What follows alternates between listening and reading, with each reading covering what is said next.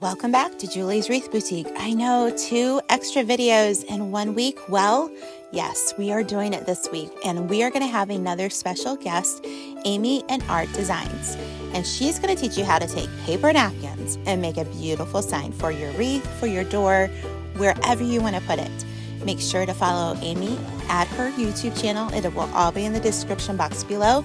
And I hope you have fun learning a new technique tonight. Hey y'all, it's Amy Green with Amy in Art Designs, and a huge thank you to Julie for having me, and a big thank you to y'all for showing up and crafting with me again. So today I wanted to teach you something that you can take back into your wreath craft and use it there. So we're gonna make a 10-inch wreath sign, and we're gonna craft with napkins, and we are gonna turn this paper napkin into something really beautiful.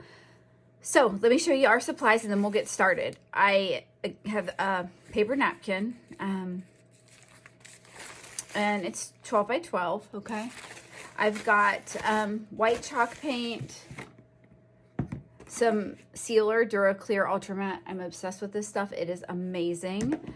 Some weeding tools for our vinyl. I have a vinyl design, some sponges to paint with, and some Mod Podge. We're gonna also use a little bit of transfer tape with that, but that's really it. It's a simple project, but it's gonna have a huge impact. So I can't wait to get started and show you exactly how to do it. So let's just go.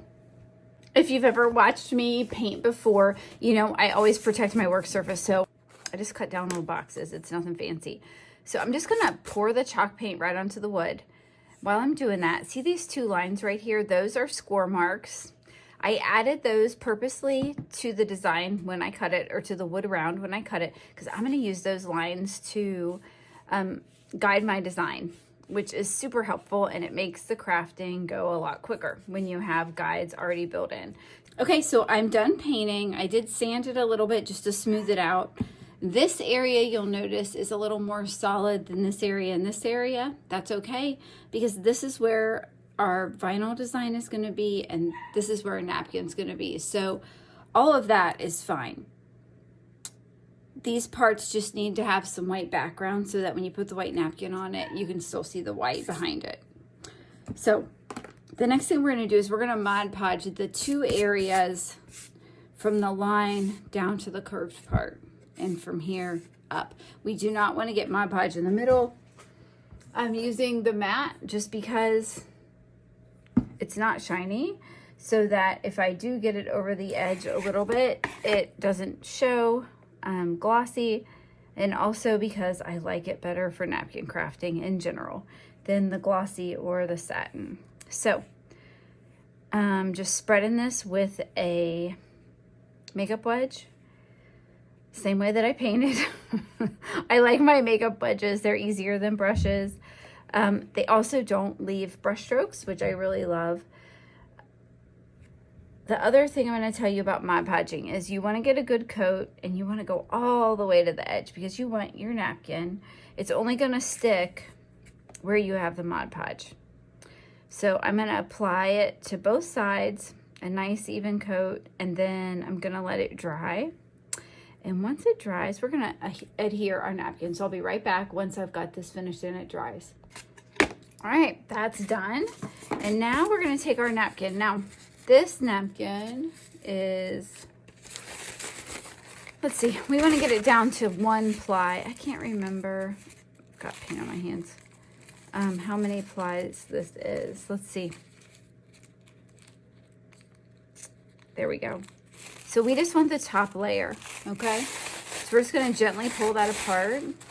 If you don't do this step, you're going to lose your design when you go to glue it on. The top part's going to peel right off. So I'm going to take the napkin and I'm going to cut it down the middle here so that I have half for each side. And then I don't mess up one in the process. Okay, I'm gonna put this one here, and I'm gonna line up this edge with this. Okay, and once I've got it lined up, now this is dry, so my Mod Podge is totally dry now, which is what I wanted. So once this is there, I just want to make sure I have it exactly where I want it, because it's going to be stuck here in a second. Yeah. Okay.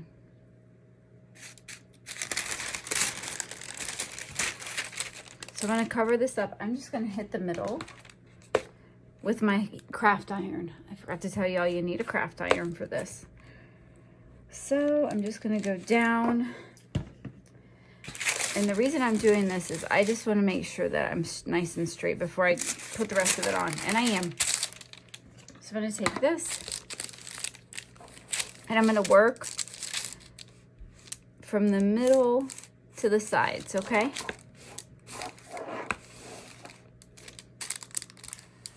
The important thing to know when you're doing this is you want to take your time and get your edges.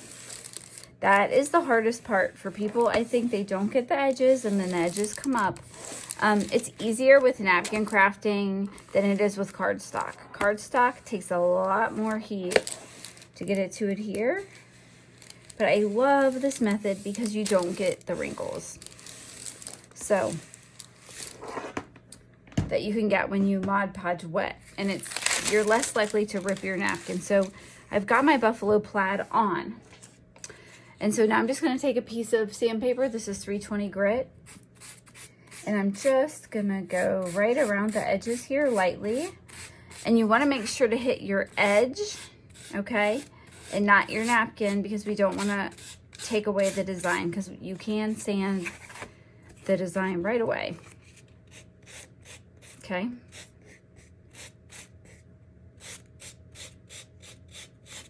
And I'm just lightly touching this, and it's just sanding away the napkin. And look, there you go.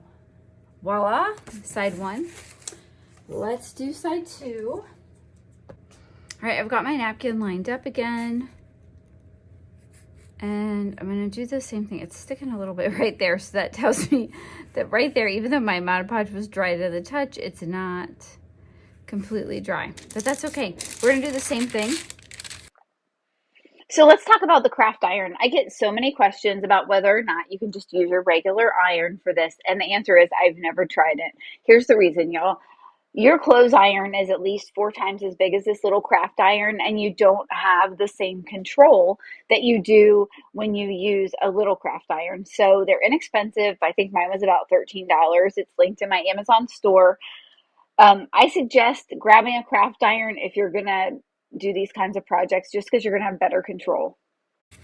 So what do you think? We've got the buffalo plaid on the top and the bottom, or the buffalo check, whatever you want to call it, and we've got our white space in the middle, and it looks fabulous, doesn't it? And I mean, it's impossible to tell that this is a napkin. Super happy with it. So now we're going to move on to adding our vinyl design. This is our vinyl design. I really liked this. I thought, you know, this would be a great addition to a wreath, or even just as a sign, right? And a reminder at the holidays.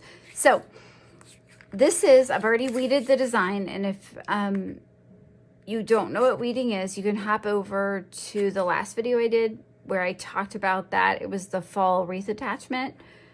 I talk a lot about weeding, but it's just removing the negative space. So when you cut something on a Cricut or a silhouette, the design just cuts right into the vinyl, and you have to peel away the part that's not what you want. That's the negative space, and then you're left with this. So this has got transfer tape on the top, and that's going to help us get our design exactly where we want it. Okay, so you want to slowly peel this back to make sure that your design sticks to the transfer tape. You don't want it to come up. And then I like to use this mat to kind of line up my design, so I make sure that it's straight. And then I just kind of eyeball it. And I think that's about right. Okay. And then this is a scraper.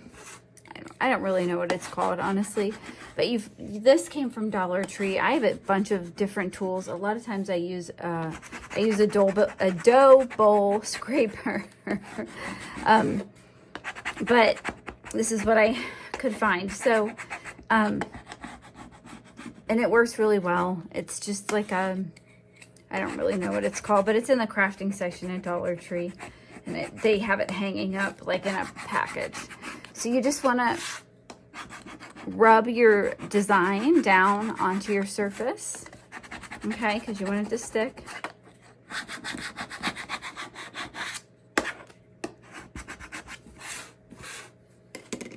And we're gonna slowly peel this tape up, okay? See, you want to go slow so that if your design is not all the way down, you don't rip it.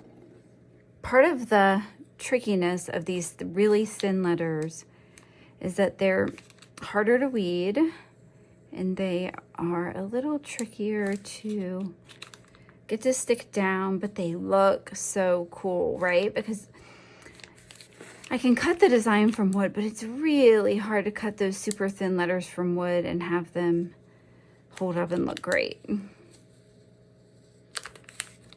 Okay, so I'm just gonna keep pulling this back slowly.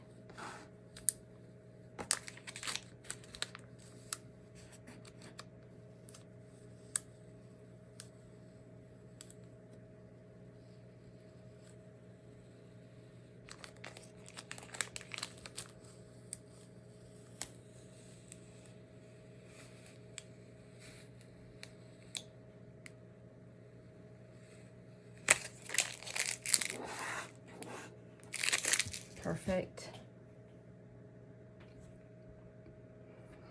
The next thing I'm going to do is give this a little aging and personality with this home decor wax. I just put a little bit out here on my paint tray. A little bit of this goes a long way. If you've never used it before, just get a tiny, tiny bit, tap off your excess, and then I'm just going to go around my edges a little bit to give it a little bit of a distressed look. Now, don't go crazy on your napkin because it will, you're not going to be able to sand it off the way that you'll be able to sand it off the paint. But we're just going to give this a little bit of personality with our home decor wax. I'm going to show you how to fix anywhere that you're not happy with too, because you can maybe the first few times I used it, I went a little overboard. Honestly, a little goes a long, long way with this stuff. So if you like this look of a little distressed, a little aged, it just helps you, it helps your sign get a little bit of personality and a little bit more worn look. And here I'm just putting a little down, rubbing it in. It's not gonna stay super dark. And see here where it's really dark, I wanna show you something. Then you just take your sandpaper and go right over it until it looks how you want to, okay? So it's all fixable and it gives it this really great aged look that I love on my farmhouse style signs. I'm going to speed this up so you can watch the process. I just want you to be able to see where I apply the decor wax, and then I go back and forth between sanding it a little bit, so getting the right intensity, and then I wipe off any excess dust with a tack cloth. I know I said I was going to use the Duraclear, but I think I'm going to seal this with the Mod Podge, the matte, just because I'm not sure. I just kind of feel like I want to. So I'm again just using this, and I'm just going to quickly brush across.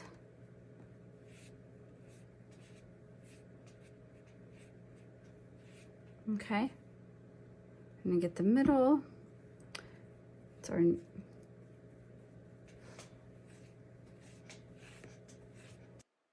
All right, most important things when you're applying the Mod Podge.